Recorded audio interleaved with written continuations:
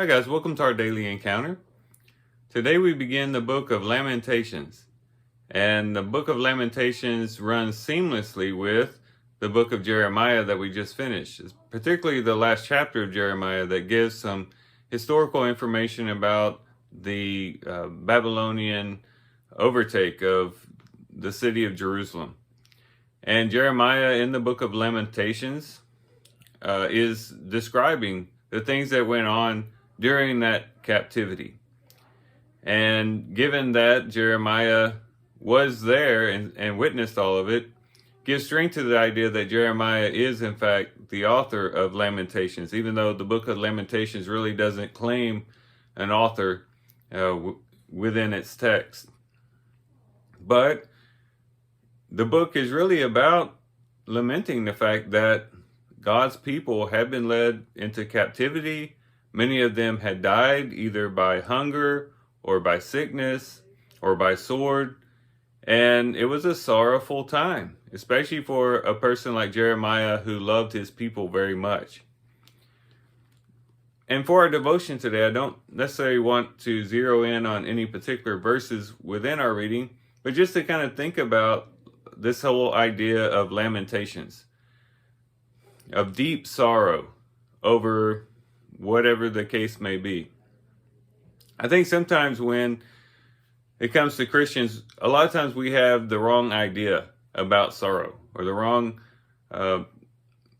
we have the wrong ideas about sorrow.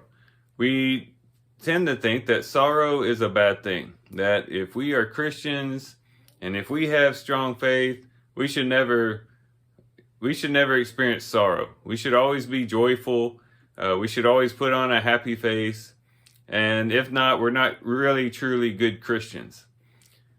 And that is very far from the truth. Jeremiah, the weeping prophet, shows us that, yes, a person who is very dedicated to the Lord, a person who is strong in faith, can also have deep, abiding sorrow at the same time. Jesus Christ himself wept when he was there at Lazarus's tomb. When he saw the other people weeping, he was moved in his spirit. He groaned in his spirit and he wept. Definitely expressing sorrow over that situation. The book of James, in James chapter 4, commands the readers to lament, to be sorrowful. There in that context is speaking to worldly Christians who were becoming selfish, and they were just seeking pleasure in the things of the world. And he tells them, hey, be sorrowful. You need to lament as well as repent. And that would help them in being released from the grip of the world and allow them to reset their minds and refocus their minds on God. So sorrow would have been very beneficial to them, as James brings out. In 1 Peter, we see that suffering actually protects a person from sin. He who suffers is free from sin.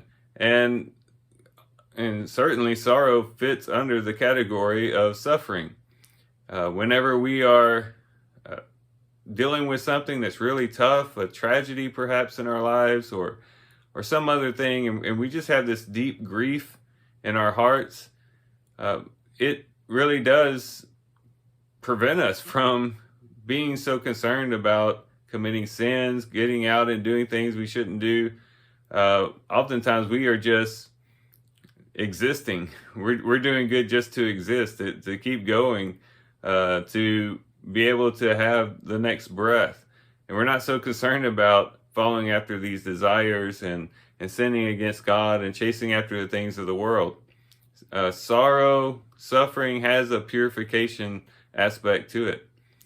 And so certainly sorrow is permissible for a person of faith, and sometimes it's even beneficial for a person of faith. And so it's almost the case that we could say that lamentation could be a spiritual discipline. Not so much something that we would want to do all the time. We don't want to be, of course, we don't want to be people who are always down in the mouth and always depressed and sorrowful. Certainly the Lord wants us to be joyful. We've talked about that before when Jesus was with his disciples that last night when he was going to be led away to trial and then the next day to be crucified. One of the main things he was focused on was their joy. And he said, "These things I spoke to you so that your joy may be full." And so the Christian life should be characterized by joy, but at the same time, that doesn't mean that there aren't instances in which a Christian might be sorrowful, and maybe for really good reasons. And so today, let's allow ourselves to have maybe some emotions that we've kind of kept repressed. Emotions that maybe we feel like, well, we don't want to release these emotions because we want to be strong. We want to put up a good front that we're faithful and things like that.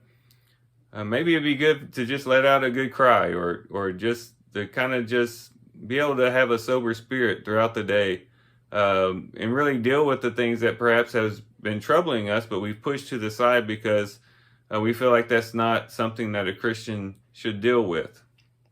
The book of Lamentations gives us permission to be sorrowful. Now, I will say that if you are stuck in sorrow, that might be a cause for concern. True, good sorrow is one that leads to joy eventually. But if you're stuck in sorrow and you can't get out of it, you might want to seek some counseling. You might want to maybe go see someone who can help you with that. If you have a depression that won't go away, it's always good to seek help for that. That's not really necessarily a good thing.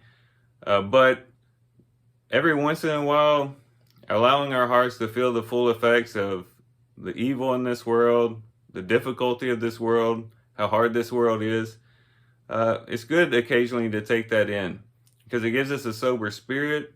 It helps us to refocus and not brush aside things that maybe we should be wrestling with. So long as we don't remain there, so long as it brings us through the other side, better off and maybe even more joyful that we have the hope that we have as Christians and that we do have a bright future that's promised for us in the scriptures. So these are some things to think about today, guys. I do thank you for watching the video today. I hope you guys have a great day. Love you guys. God bless.